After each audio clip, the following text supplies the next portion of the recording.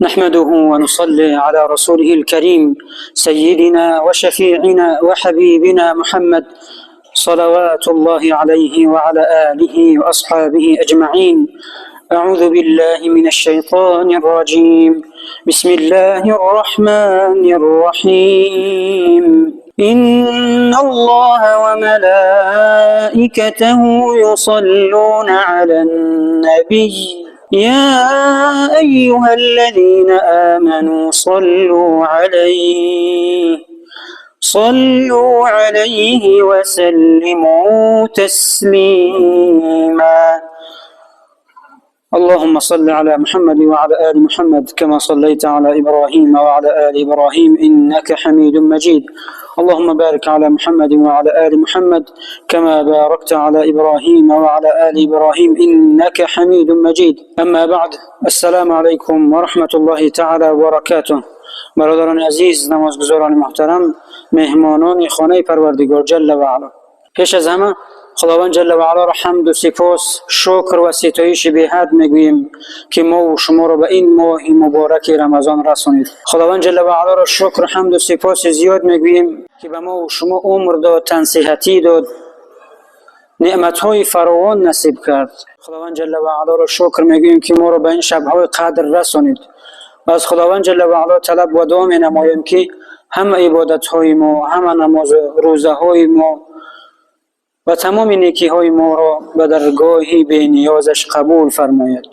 و در این حالت اجابت دعا می‌نماییم که خداوند جل و علا صلح و صلاح و امنیت و آسایش این ملت و این سرزمین و تمام سرزمین‌های مسلمانان را همیشگی بگرداند.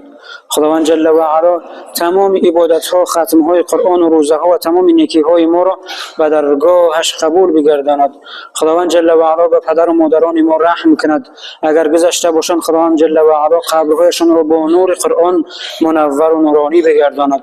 خداوند جل و علا عاقبت آخرت همه ما را نیک کند. تمام بیماران اهل اسلام را شفای کامل و عاجل نصیب گرداند. خداوند عاقبت به خیر گرداند. و صلی الله و سلم و بارک علی سیدنا محمد و علی آله و اصحابه اجمعین برحمتک یا ارحم الراحمین. برادران عزیزم، امروز در آستانه عید سعید فطر قرار داریم. طوری که آگاه هستید، طبق قرار شورای علمای کشور در کشور عزیز ما پس از 2 روز، یعنی روز 30 مارس، عید سعید فطر جشن گرفته می شود. طبق حسابهای دقیق علمی امسال ماه رمضان 29 روز را تشکیل می دهد. زیرا در زمان پیامبر محبوبمون محمد مصطفی صلی الله علیه و سلم ماه رمضان هم 29 و هم 30 روز می شد. در اسلام درازی ماه قمری وابسته به دیدن ماه معین می شود. پیامبر محبوبمون محمد مصطفی صلی الله علیه و سلم در حدیثی که امام بخاری روایت میکنند تحت رقم 1909 در اینجا میفرمایند پیامبر خدا صلی الله علیه و سلم فرمودند ماه قمری میتواند 29 یا 30 روز شود. پس روزه بگیرید وقتی که آن را میبینید و افطار کنید وقتی که آن را میبینید. اگر ابر یا چیزی دیگری دیدن هلال را مانع شود، روزه را 30 روز پر کنید. امروز علم پیشرفت کرده است. تعیین روزهای ماه هم دیگر هیچ گونه شک و تردید وجود ندارد. روزه ها چند نمود میشند. یکی از نمودهای روزه ها برادران عزیزم این روزه ناممکن و حرام است. در کدام روز روزه گرفتن حرام است؟ در روز عید روزه گرفتن حرام است. باید انسان عید کند. سعید فطر بیانگری رحمت خداوند جل و علا بر امت اسلام و نشانه اتمام ماه مبارک رمضان می باشد. عید سعید فطر نه تنها جشن انجام روزه بلکه رمزی همدردی، خیر و سخاوت و بخشش یکدیگر است. خداوند جل و علا در سوره اعلی آیت 14 و 15 می فرماید اعوذ بالله من الشیطان الرجیم قد افلح من تزكى وذكر اسم ربه فصلى. صدق الله العظيم.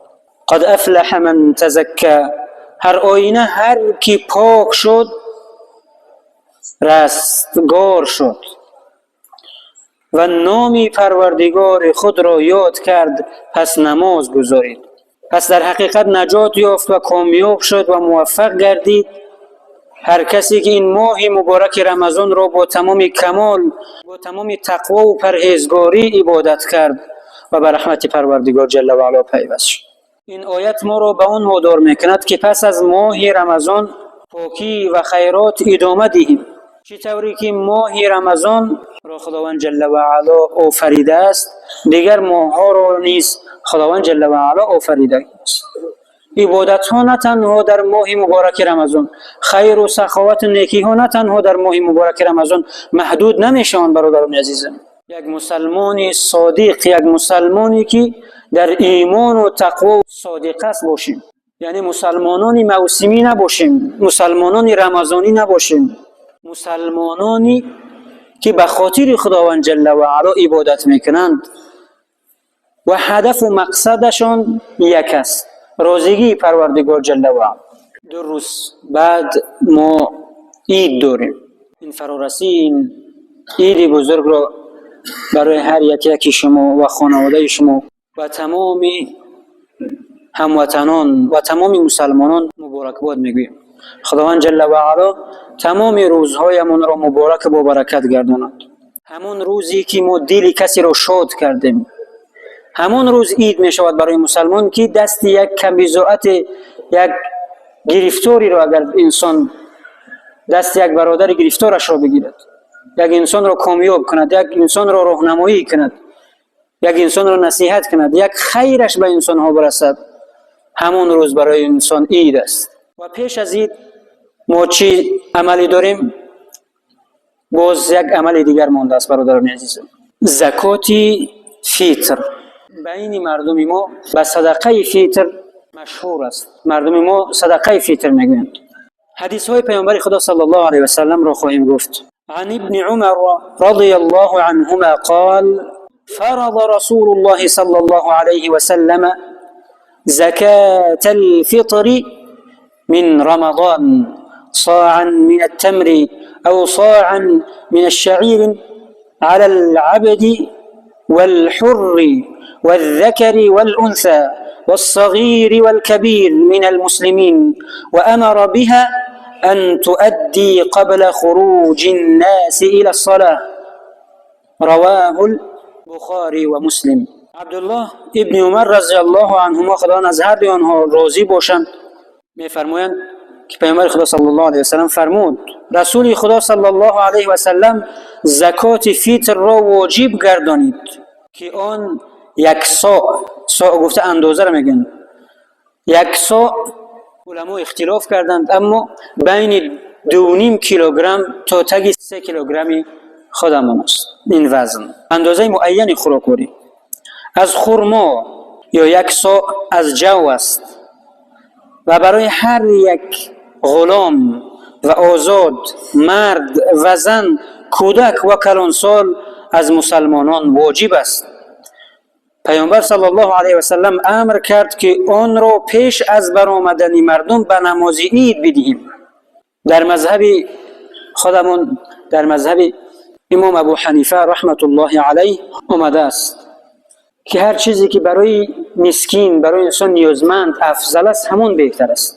یعنی ما گندم 1.5 کیلو گندم یا جو نمیگیریم یا خیرمو نمیگیریم، همون مبلغ همون را به مسکینان و انسان‌هایی که کم بضاعتند، آنانی که زکات میگیرند، آنانی که حق زکات گرفتن دارند، آنانی که مستحق گرفتنند، پس برای آنها باید بدهیم مبلغ همون را که در تقویم و قرار شورای علمای مرکز اسلامی جمهوری تاجیکستان اقل آن 8 سومون مقرر شده است سر یک انسان.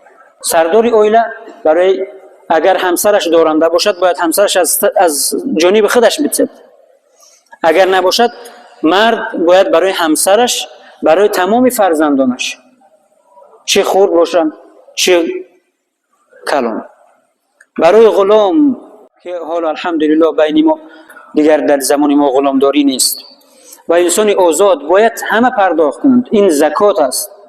فرض رسول الله فرض گردانید، یعنی واجب گردانید پیامبر خدا صلی الله علیه و سلم و هر چیزی که پیامبر میگوید از جانب خداوند جل و علا میگوید. برادران عزیزم، عن ابن عباس رضی الله عنهما قال فرض رسول الله صلى الله عليه وسلم زكاة الفطر طهرة للصائم من اللغو والرفث والطعمة للمساكين، فمن أداها قبل الصلاة فهي زكاة مقبولة، ومن أداها بعد صلاة فهي صدقة من صدقات.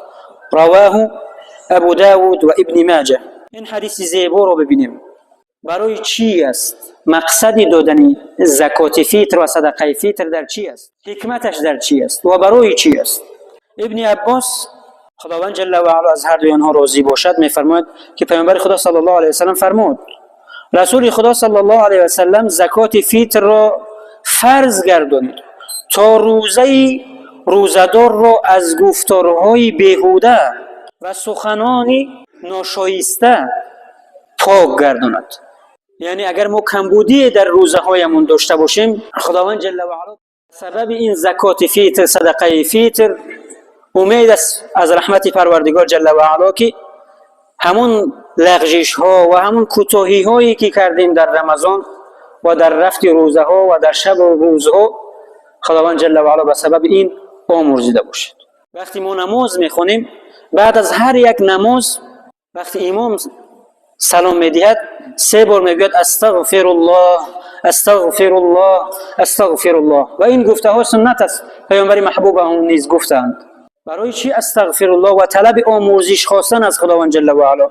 سوال به میان میاد آیا کاری بدی کرد که از پروردگار طلب مغفرت و طلب بخشش کرد؟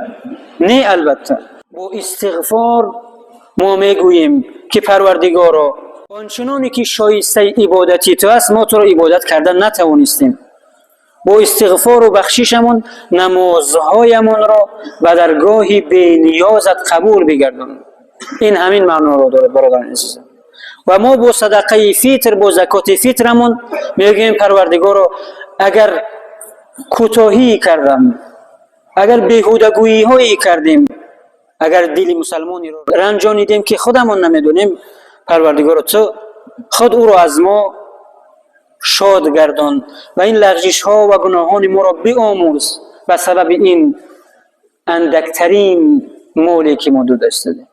این زکات فیتر، صدقه فیتر، کمبودی ها را از روزه هایمان کم میکند و خود امید است که خداوند جل و علا بیامرزد. رسول خدا صلی الله علیه و سلم زکات فیتر را فرض گردانید تا روزدار را از گفتار بیهوده و سخنانی ناشایسته پاک گرداند و آن خوراکی است برای مسکینان. کسی که آن را پیش از نماز عید بدهد، توجه کنید برادران عزیزان، هر کسی که صدقه فیترش را پیش از نماز عید داد، پس او در حقیقت این واجبات را انجام داد. کسی که آن را پیش از نماز عید دهد، آن زکات مقبول است، پذیرفته است. هر کسی که آن را بعد از نماز عید داد، این صدقه از صدقات است، نیکی های از نیکی ها است، اما از سرش آن واجبات چی نمیشود؟ ادا نمیشود. خداوند جل و علا در این حالتهای اجابت دعا و در این روز مخصوص و در این ماه مخصوص خداوند جل و علا همه عبادت‌های ما و شما را قبول گرداند. خداوند جل و علا تمام ختم‌های قرآن را که در تمام مسجدها شد و خصوصا برادری اکی بهروز 2 ختمی از قرآن کردند و خواستند که دست جمعانه ببخشیم و دعا کنیم، پروردگار این همه ختم‌های کرده شده را به درگاه بی نیازت قبول بفرما و پروردگار بخشیم بر روح پرفتوح حضرت محمد مصطفی صلی الله علیه و سلم، خانواده و اصحابش. پروردگار با نور قرآن، با برکت قرآن دلهای ما، فرزندان ما، ایمان ما، پروردگار کشور ما و تمام امت اسلامی را هدایت و زیبا و با برکت بگردان. پروردگار تمام گذشتگان ما را از ما شاد بدار. پروردگار به سبب این ختم قرآن، پروردگار قبرهای گذشتگان همه ما را با نور قرآن منور و با برکت بگردان. پروردگار تمام بیمارانمون را شفای کامل عاجل نصیب بگردان. پروردگار در این حالتهای اجابت دعا آنانی که در کشورشان ظلم و ستم و خونریزی و بی انصافی است، پروردگار همه آنان را در وطن آنها صلح و ثبات امنیت نصیب بگردان. پروردگار مجروحانشان را شفای کامل عاجل نصیب بگردان. گذشتهانشان را پروردگار رحمت و مغفرت بگردان. پروردگار قلب‌های ما، فرزندان ما، کشور ما، امت اسلامی را با نور قرآن زیبا و با برکت بگردان. پروردگار دعاهای ما را اجابت بفرما. پروردگار ما را در تربیت فرزندانمان کامیاب و موفق بگردان. پروردگار خوشنودی و رازگی و دعای نیک پدر و مادرانمان را برای ما نصیب بگردان. پروردگار ما را در حالی از ماه مبارک رمضان بیرون که ما را رحمت کرده باشی و به مغفرت خود گرفته باشی و همه ما را از آتش جهنم رهانیده باشی. پروردگار از نام همه ما به حضرت محمد مصطفی صلی الله علیه و سلم درود و صلوات و برکات زیادی برسان و پروردگار شفاعتش را نصیب ما بگردان. پروردگار این باران ها را سبب رحمت و برکت برای تمام این وطنمون و تمام مسلمانان پروردگار رحمت و برکت بگردان و ما را عاقبت به خیر بگردان و ما را لحظه هایی بگیر که در زبان ما کلمه شهادت باشد یا عمل صالح انجام داده باشیم که تو از ما خوشنود باشی. و صلی الله و سلم و بارک علی سیدنا محمد و علی آله و اصحابه اجمعین برحمتک یا ارحم.